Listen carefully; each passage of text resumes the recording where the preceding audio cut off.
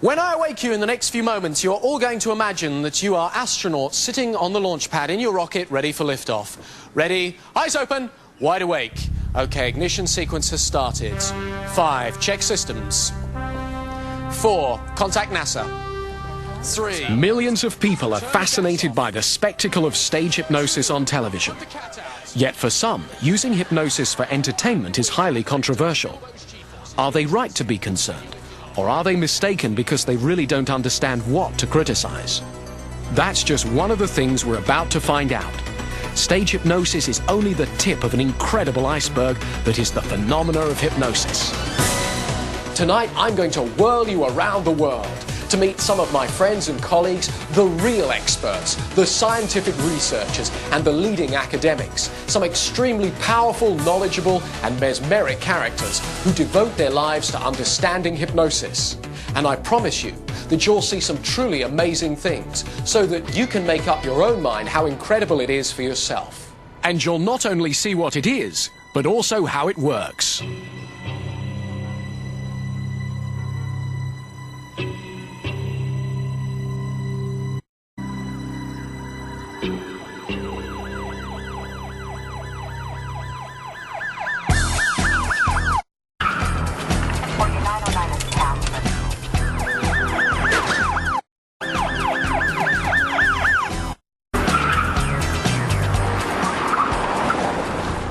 I know you remember the hairline, and I also realize looking at the face is a scary part.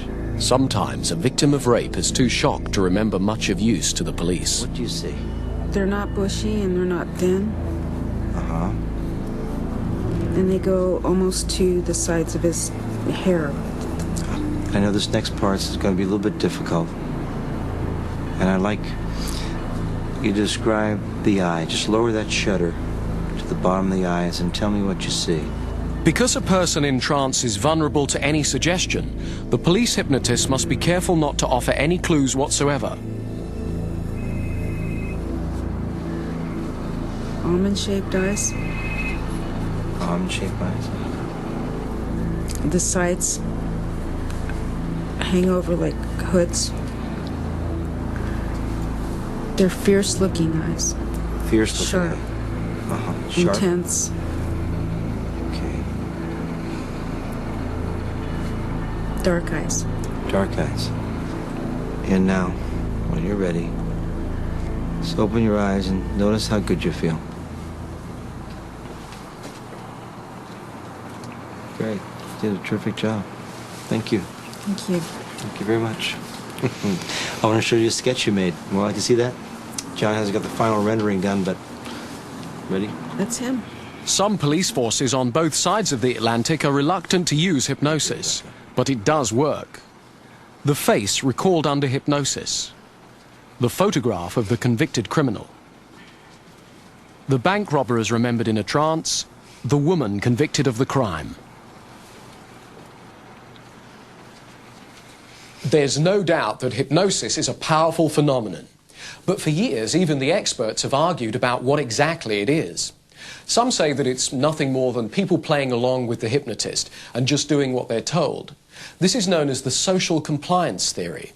But other psychologists say that hypnosis entails the creation of a special state of mind called a trance. A trance is not the same as sleep. In fact, it's compared to daydreaming. With practice, we can learn to carry out very complicated activities without having to give them our total attention. It's possible to drive a car safely and yet not remember a certain part of the journey because you were thinking about something else. That forgetting is a naturally occurring amnesia. And what are you doing now? Watching TV. When you watch it, you forget about the room around you. You forget about the carpets, the curtains, the furniture in the room, and you suspend belief in the outside world whilst becoming more absorbed in the world revealed on the screen. If it's a really compelling program, when something frightening happens on screen, you jump, even though it's not real, but still you believe it. These are all examples of everyday changes of consciousness which produce trances. And what a hypnotist does is use his skills to trigger these natural changes of consciousness to make a special hypnotic trance in which it's easier to influence others. Hidden away inside this building, they're discovering something of what goes on in the brain when that happens.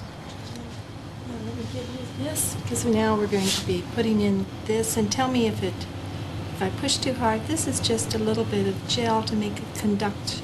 They agreed to demonstrate on me. The electrodes they're attaching to my head will pick up the faintest signals from my brain during the experiment. The signals are then processed in a computer and fed through the cables until they show up on that screen there. Are there patterns? Yeah, there are. There are several patterns. One in particular is that something called... This is the electrical activity going on in my brain now. The spiky traces at the top show that I'm awake. Just let your whole body relax. Your legs. A few minutes later, and Professor Crawford has me in a trance. Very deeply relaxed. The beta waves at the top have gone almost flat. The theta trace at the bottom is now much more spiky, which shows a change in consciousness and indicates a trance. And in a moment, my assistant will place your hand down in the cold water. Before we started this, I could keep my hand in the ice for only a few seconds before it became too painful. That's right. Pull yourself completely. The computer calculates the extent of the pain I'm really feeling. The red area of my brain shows that my hand is hurting badly. But now, look what happens when the professor tells me to forget all about the pain and think of something else. What are you experiencing right now?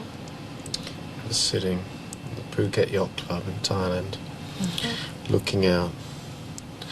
I can see the sea, and I can see the swimming pool, and I can see my girlfriend. By reliving the vivid memories of a holiday in Thailand, my brain immediately started to bypass the pain. And as it began to happen, it showed up on the computer. As I remember the beach and the sun, watch how the red area, the pain, begins to disperse and give way to the growing mass of white, where pain is now inhibited. 0 to 10. 2. They ask me to mark pain on a scale of 1 to 10, and believe me, that ice, they call it the Stanford University test, scores 10 out of 10 in my book. Yeah. And what's the level? 3. Just let it reduce. It's okay. So how did I score? And what's your distress level now? 1. Very good. And now we're going to take your hand out of the water.